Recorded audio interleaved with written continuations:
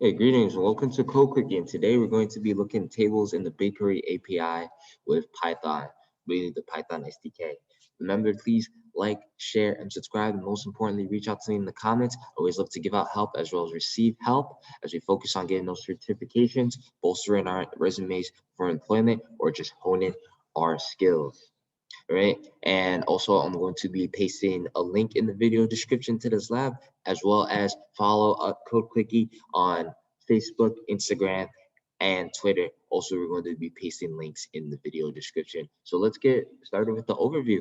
So there are many different types of tables in BigQuery, as you can see in the heading. However, this lab is going to only be dealing with regular tables. You're just trying to understand tables itself as a concept in BigQuery is very important. Definitely the schema is something that we want to know about. Available on tables that defines which different types of data are allowed to go into our rows on table. But before we continue, right, you have this side here, and we just wanted to talk about Tornado. So Tornado is now the server that I am on the back end working with. I think in previous videos we used the base HTTP handler, and that is insecure by default.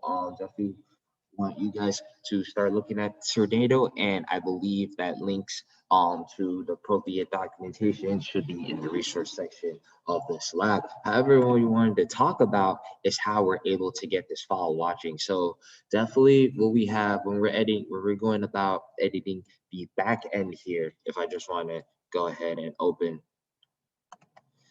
the Tornado server, the code for the Tornado server, right? What we have the back end here, you can see this code is the reload statement.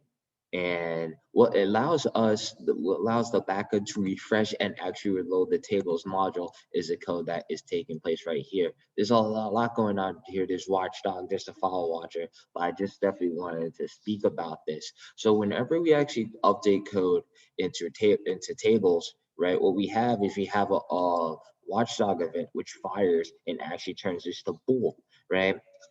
On idle loop, on Tornado's idle loop, it's very blocking. It's very difficult to have anything done. And really, you know, a thing or two about threading and async IO, you're really not going to be able to achieve the desired effect, right? The thread is going to be locked up until you have something break out that loop. That's why in this while statement, right, we provide a callback that allows us to snap out the loop on the delay, which allows Watchdog to actually report that a file change actually, you know, check the file and report that a file change is taking place. Once that fires, right, this false boolean actually gets turned to true, right? We go ahead, restart the server, and we fire it, and we run this command, and this is where the magic happens. We reload our module, and I just want to pay attention. We reload the module, the variables, they all come together unless it's a function. And when it's a function, and we have a method or a function, it has this underscore double underscore code attribute, right? Because what we have in Python is we have some low level logic, right? Variables are just going to hold their data at where they're referenced in memory, but the underlying Python functionality that makes Python work is actually C. This actually comes from the C background, the C programming language background. So we have pointers. And in the case of function, something special happens here, right? So say if you have a function, my function, right, itself, the name itself is going to hold a place in memory. And what's going to point to, it's going to point to another place in memory where that code is. When we use this, why people say the reload function is so defunct is because it relies you to have knowledge of what's going on at a low level. However, you know, after properly getting over the variables, right? Say for example, because this is part of the class, right? So this is actually a property of the class. That's why I actually need to make an instance and pull the new variable, as you can see here. So you have the environment, right? So we have the environment dictionary right here. Right? So we had to pull it from that's inside a class, right? If it's standalone, we might be able to retrieve it. But honestly, what's happening at a low level is that all the variables are losing their references. When this module gets reloaded, all the variables are losing their references and they need help to find where they actually belong to, where they should actually point. The actual piece of memory, or actual piece of data, or actual piece of allocation that they need to start to point to where that new data is. In the case of functions, right, this is the logic that takes place. It takes place in code, all right? And now when we try to update our method, right, because when we load it, you think everything should be updated. This is not quite. However, if Python is a one-liner for this, right, and I'm able to implement this, hopefully I could do a pull request and we could see this in the next minor Python release, right? So however, right, when we're going about to do this, right, since this is a low-level operation, right, first we're going to take this method here, assign me, which is a dummy method, right, which allows us to take this memory, the actual code of the function, not the function's name, the function's code, place it on a dummies method, a dummy function's code, right, underscore code method, right, and then take that, and now take that whole function which receives that code and assign it to the method. I think this is a deprecation issue, right? It's a deprecation where you can't just do it directly, where you can't just say my client dot executes a method, right, and then get that property and set it equal from there, or just have it done here. It's because there's a deprecation that's going on. Obviously, you want to give some time for things to load, right? Well, that's not happening here. That happens very quick, but on bigger modules, you might want to do a time sleep. You don't want, obviously, there's a lot of low-level stuff and everything needs to initialize and come through. However, I can't do this directly, there is a deprecation. I just wanted to mention that. So where you need a dummy method, right? You need to take that code attribute, put it of that dummy method, assign it, and then set the method equal to the function. I said code, the method, function, right? That in the third. As you can see here, right? We have it explained here. And then also I just wanted to mention that when you reload these modules, right, and what we have is a class here, right? So this would stand perfect. This would most likely stand perfect, right, if this wasn't a class, if these variables weren't being used inside of a class. However, they are. You really need to just tie that. You really don't want that reference to get lost, right? So you just make these modules properties as a class. Now, according to the docs, and we have that in our resources section of this lab, what you would have is that if you reload a module, you're going to have to reload all these modules as well. However, we're not making any changes to these submodules, right? These are going to stay consistent. So for all intents and purposes of this lab, we're only just making changes to tables.py and not any changes to Bigquery or these underlying modules that we use here, so we don't have to worry about reloading them. But definitely just wanted to show you, if you're interested and you really weren't looking for a third-party solution, this is really the logic that it starts with when you want to go ahead and reload your modules, right? You live reload as we have in Angular, hot reload as we have in Angular. So enough with that side, more in the resources. So first thing we want to go ahead and do is we want to go ahead and download, right?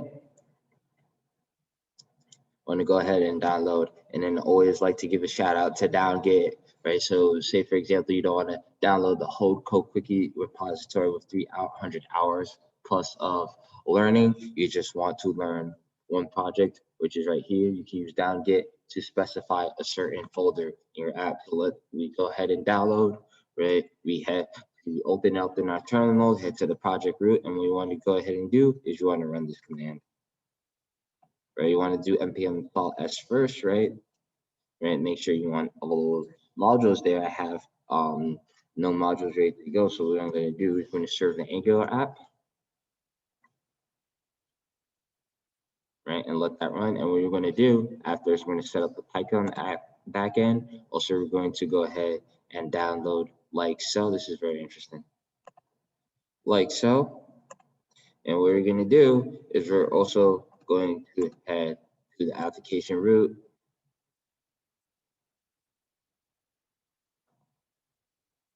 And what we want to go ahead and do is we want to do a pip install of the requirements file. right? I already have site packages, the site packages, all the Python modules that we need, and we want to go ahead and run Python tornado server. Now our server is listening. Very nice. Definitely one thing I liked about Tornado, definitely the setup is very snappy. Well, we're not all building a web app, so I expect that. All right, so we have our front end ready to go. Always me, I like to open up the developer tools, see what you see that is in there, right? All right, and now let's get started with the lab. So go ahead and create tables, right? So when it comes to creating dictionaries, there's a bit of not dictionaries, data sets. There's a bit of a rule there.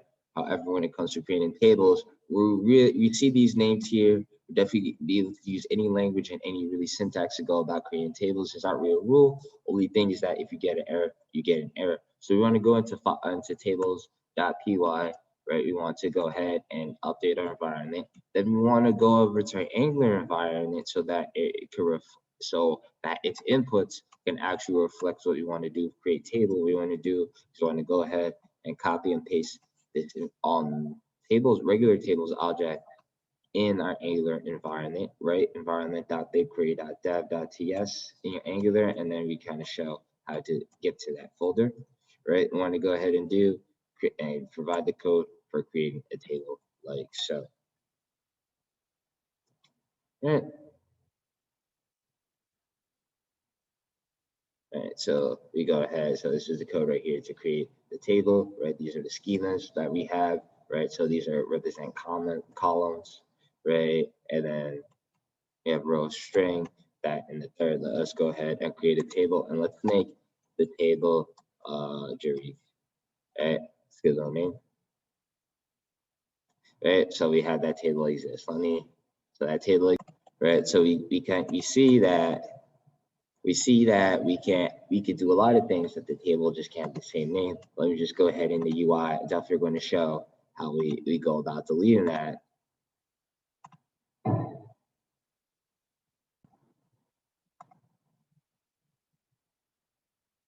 And delete like so. And now hopefully this updates real time, because in the UI things don't like to update real time when something is happening not in the UI like so, right? So I'm sending that data to the back end, right? So we can see a project, take all data set, and then table, right? So Drake is our table. All right, so now we want to go ahead and set up access control. Right, so what we have is the IAM policy. I definitely just want to talk about this by so right, Google IAM, right? This is all I want to show. Resource access control. So mostly when it comes to security in Google Cloud Platform, what we have known is the IAM policy table. And what we have there is a specific roles are going on a resource are going to be assigned to a specific set of users. And now there's three different types of users, because everything is done through email. Everything is done through using emails, but we have but these emails represent users in GCP, and we have three types of them. So we have a regular user, which acts as one person, right? We might have a group of people, which is known as a domain, as known by the Google Drive API. That's obviously aside Google Drive API, but just wanted to notate that if you sometimes you might have a group, and sometimes you might have it known as a domain. They're actually one and the same. And the third, you have a service account. And if you definitely understand GCP, you understand that a service account is really making requests, is really editing BigQuery, making tables on behalf of the user, right? So a policy IAM table, right, gives permissions, helps you organize all your different users, all the different groups, all the different services accounts that you can have working on a resource, a Google Cloud Platform resource, right? And lets you see exactly what's going on, who has permission to do what, right? So that's what we're actually going to be looking at in this lab. So we're going to go ahead and update our Python environment variable, right, without reloading the server, and it's usually a pain. But as I explained before, we don't have to do it anymore. We're going to go ahead and update the front end UI so it can reflect what we were trying to do with our back end. And now we want to paste our code for set IAM. So what we're going to do is set the policies IAM table. All right. And then Eureka is the name of the table. You know, I should provide cookies just to keep this updated. Oh well, but let us go provide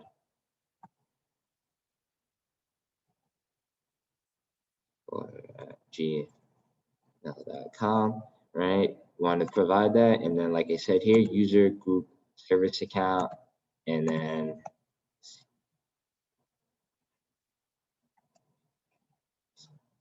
gmail.com, and then we also want to provide a user, right? And now let us go ahead and submit and see our result, and you can see that IAM policy is successfully created, right? So if we provide for this issue, if we use this code and there's already IAM policy table there, what we can do is we can also update it by taking its currency policy table, modifying it, and sending it back. Otherwise, if there's none there, then one will be created. We're going to see what IAM policy really comes back and looks like. All right, so let me go ahead, update the code like so. And then definitely as you're following in this lab, right, that section where you have to provide an email, right, you want to be providing where you actually go ahead to get the IAM policy table. All you just want to do is provide the table name like so. And then just hit submit. Don't worry about anything that in the third, right? So we're gonna take a look, right? And we see here, and you're going to see a table soon, but I just wanted just to point this out. I think this was better not to use a table, but to have this flat out pointed, right? So we have the editor role for all authenticated users to the app. Basically, we're able to identify who they were. Now, if they're authorized, as long as we can identify you, then you can edit things in this app. Now, the owner, right, you can see those emails I entered earlier was a user, or if you provided for a service account, which I should have, but that's okay. You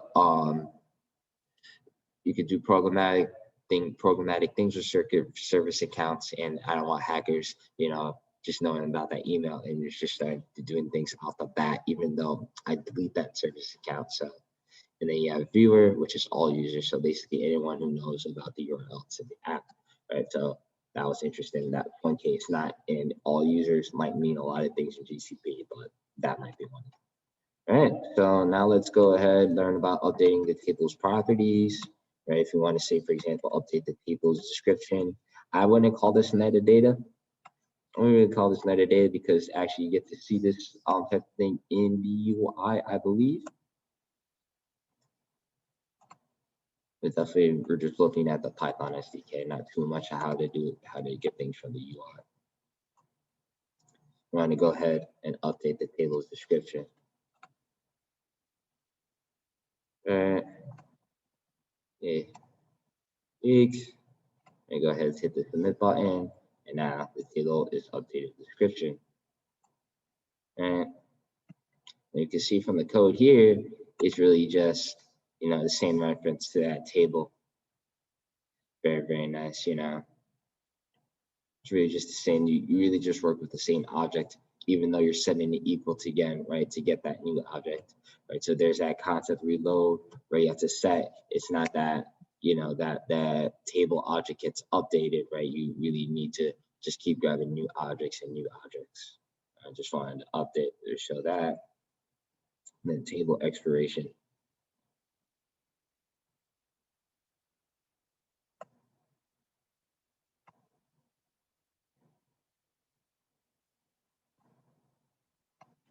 All right, go ahead, paste environment dictionary there, right? And that should be set, right?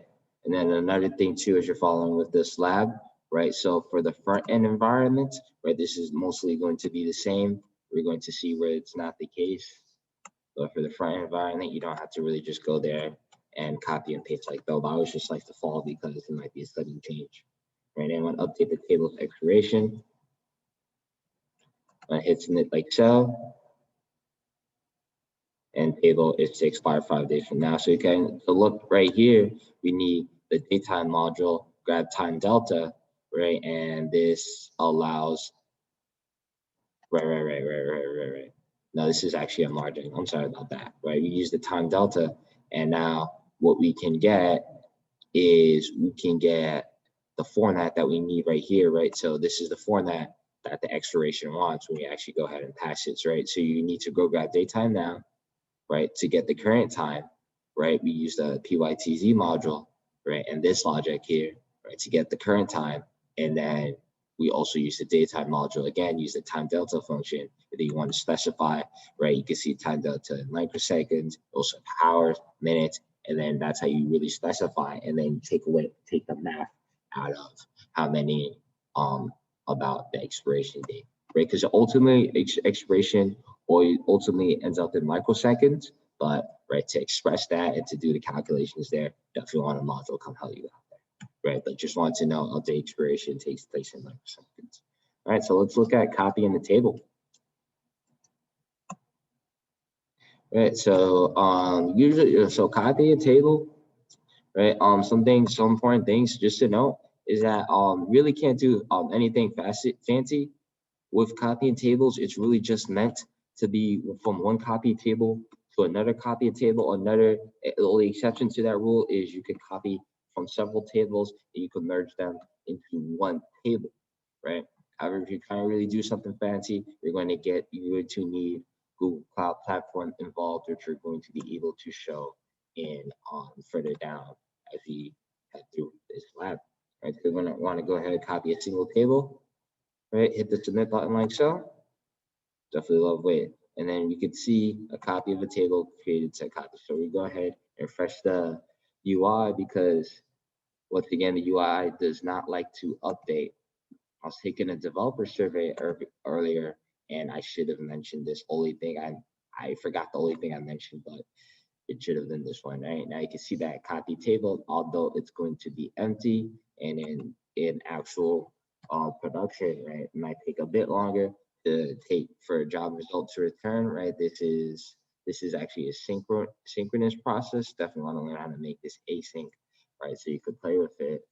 Anyone in the comments, please comment how to make this a synchronous, asynchronous process, right? So we can interact with it, we can cancel it, just in case we're not too interested in copying a billion trillion rows, really driving up that bill. Let's go ahead and see what multiple tables, copying multiple tables into a single table. Let's see what that looks like. All right. So what we're doing here is we're taking our table, right, which has the same schema, and it's actually important to have the same schema. In Create, we actually saw the schemas that we used, very important. And when we merge these tables, right, they have to have the same schema, else we're going to get an error.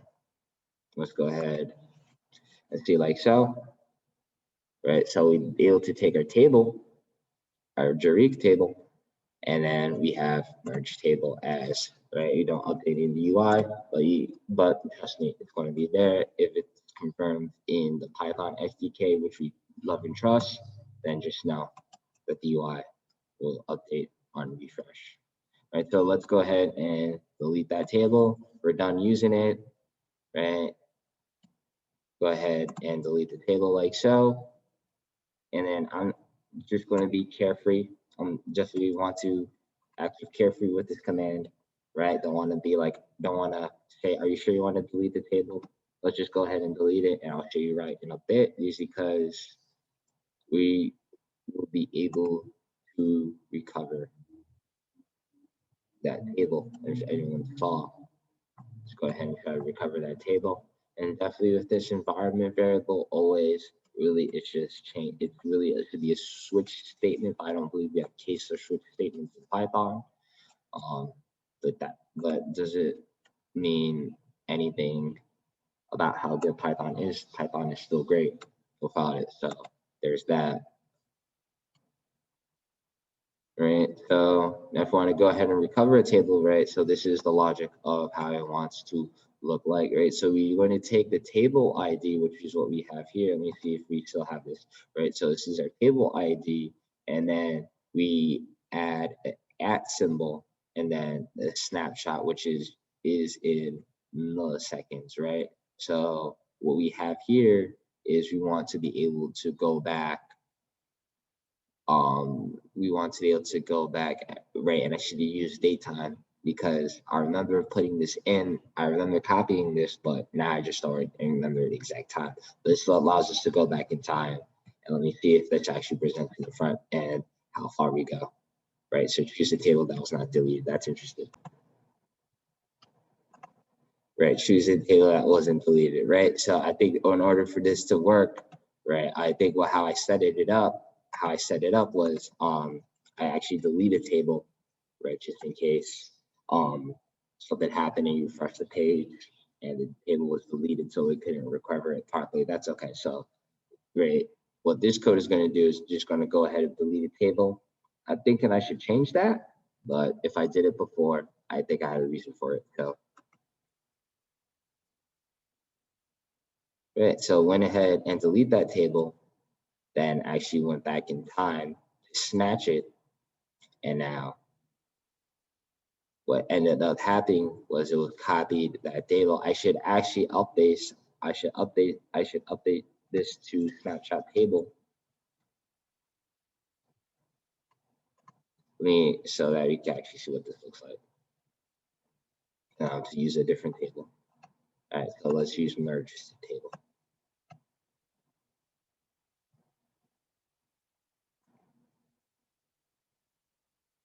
Right, so you'll be able to see, right, so that's the last backup that it has at that time, right? It went back in time this far in milliseconds, very incomprehensible, right? But this is the logic that goes here, right?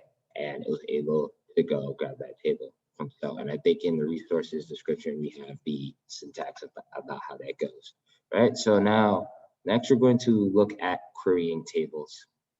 We're going to look at querying tables, and hopefully, right, the tables that I created, right, they were deleted tables. So definitely I want to look at the code, and we want to look if we're actually using a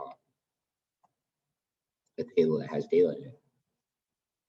All right, so we're going to go ahead and look before we continue. As you can see, right, what we have is an AG grid right now. It's empty. Obviously, we're going to populate that table, and I just wanted to give a commentary on AG grid. Ultimately, I love AG grid, how I was able to implement it into the Angular application. Definitely, AG grid. One thing I like to say about AG grid is that when you're setting up in the front end, you do have to make sure that the position is not being messed with, and I just want to show you what I mean. Who's that? CSS? Good. All right, and in its CSS site, you're definitely going to be looking at Sass after this. I was definitely looking at Sass. Definitely want to start taking a look at it. Not for this purpose, but you know, it's 2021, and Sass should be where my Sass language. I just wanted to point out that position is actually very, very important to AG grid as to well as many custom components, and you kind of want to leave that out. And if you're wondering how to do that, if you're like targeting everything in your Angular app and you're modifying this position, you want to leave that out. So what you'd use is you'd use this selector right here. And luckily for us, this just starts with this right here, this exponential mark, and equal sign means starts with. And luckily for us, everything in AG grid actually starts with AG. All its classes starts with AG. So we're gonna go ahead and work with this, right? We're not interfering with what's going with its CSS, SCS, SS, and that and the third. So what we're gonna go ahead and do is, right, scroll all the way back down, or we should be able to use this table of contents here, right? And click over like so. This is very, very nice. All right. So code, right? So we want to go ahead query using the SDK. Right. Update like so. right? And then the table that we're actually using here, right? We're using something from BigQuery public data. All right, so let's go ahead and just view 10 rows and just see how AG Grid renders this.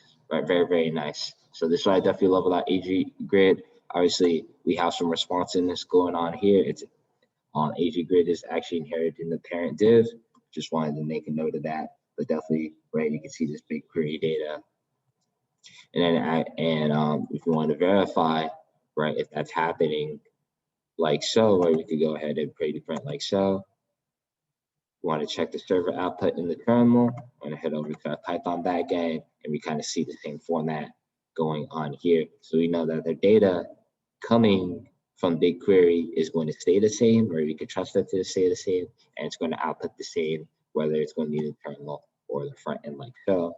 And then say, for example, right, we have the code, right? You want to count how many rows. Obviously, 57 rows. This is very nice, and we can look how the code goes here. Right, that and a third, but I don't recommend using the SDK to query a BigQuery table. I rather use SQL, good old SQL. I think that's what we're all here for, right? And we want to provide for standard SQL. And by default, when you're using the Python SDK, BigQuery uses standard SQL. Right, so you want to go ahead, once again, update regular tables here. And now in our code, right, we want to go ahead and query the SQL like so. We want to query using SQL, right? So we have a SQL statement, right? Usually we'll provide that we need to provide a hashtag use standard SQL above, but in Python SDK, at least for this version, right, we don't have to provide for that, right? So we're going to grab, let us see how this, let's see how this goes. Right, and now we can see like so we have a URL and then basically the top 10 questions in Stackflow, right, about BigQuery. And definitely I did this course in Python. Obviously you can see Python is at the top, not by much, but it's still at the top.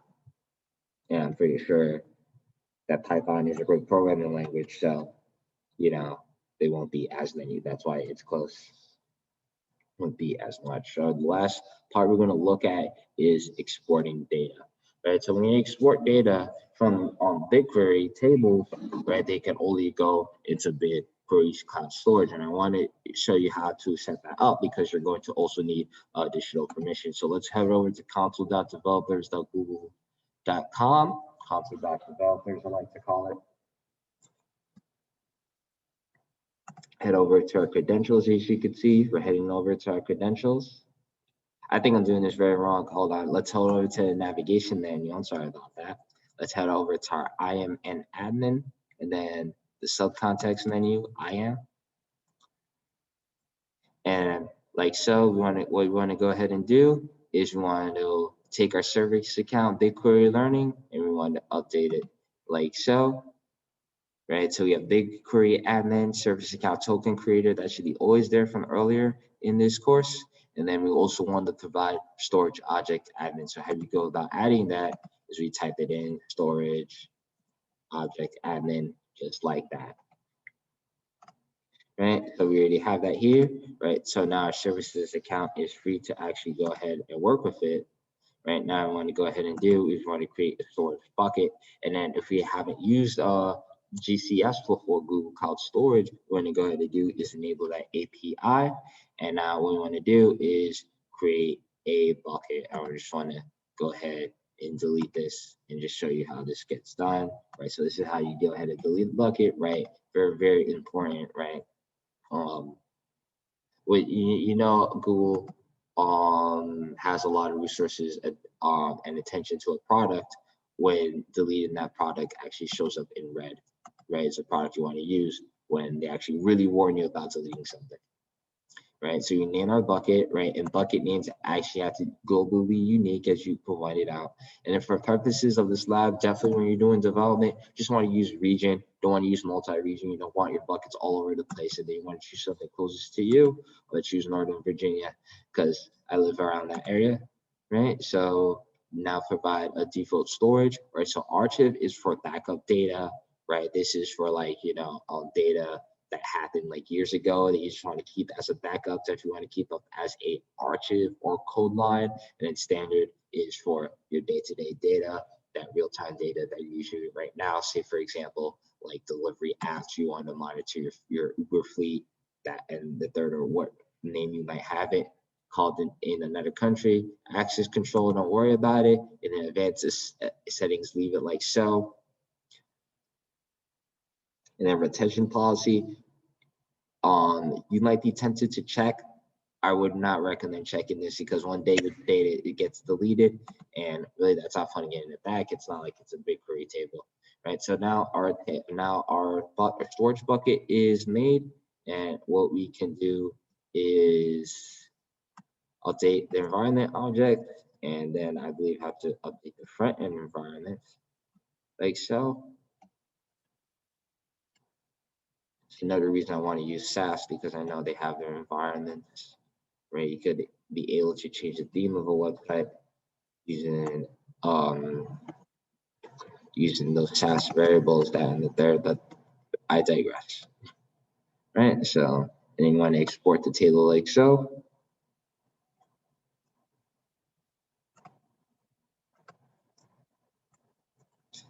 Right, and now we're gonna end up exporting is we're going to export another BigQuery public data set. We're gonna see how that goes.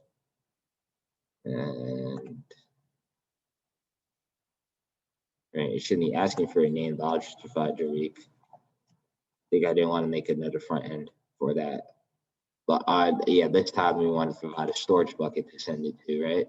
So let's go get our main export table bucket, right? Say if you don't provide a bucket, we get an error, right? So it's just not going to upload to any bucket, or at least any bucket we don't have permission to, right?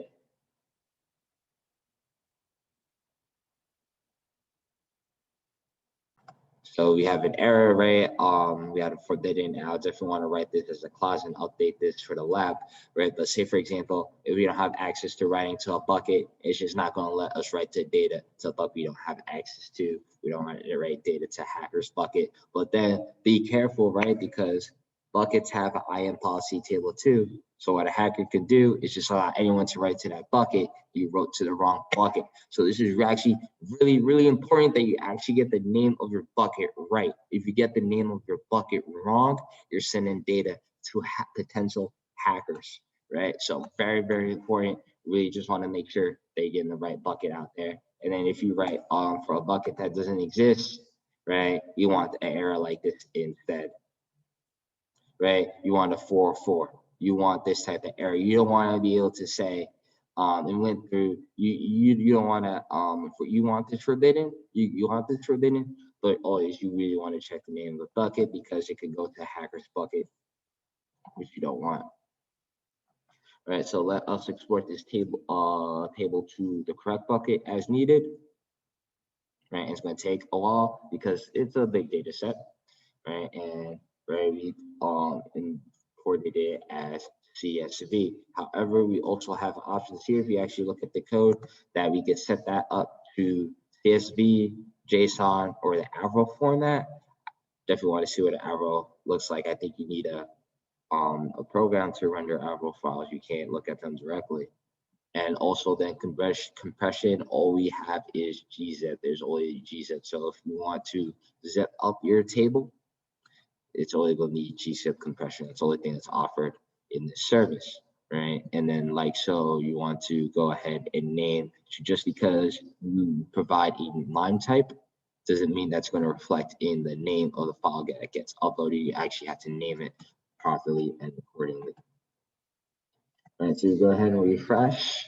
Just like I said, one thing about Google, the UI needs to update when something outside of its UI happens, right? And then we could see that Shakespeare CSV. You want to click on it, and you want to take a look at it. You want to go ahead and copy, right? And we look at it. We don't get to look at it in the browser, but let's open, right? We actually get to look at, and you know what? Now I think of it instead of actually no, let me download and try to present. Right, so we'll be able to see, right, in BigQuery the tables will look one way, and now exported, right, it gets to look another way. And then yeah, I know we didn't cover importing data into BigQuery, but we're going to cover that in another video because there are so many different formats you can import into BigQuery. That's just going to be listed on itself. All right. So thanks for watching. Please like, share, and subscribe.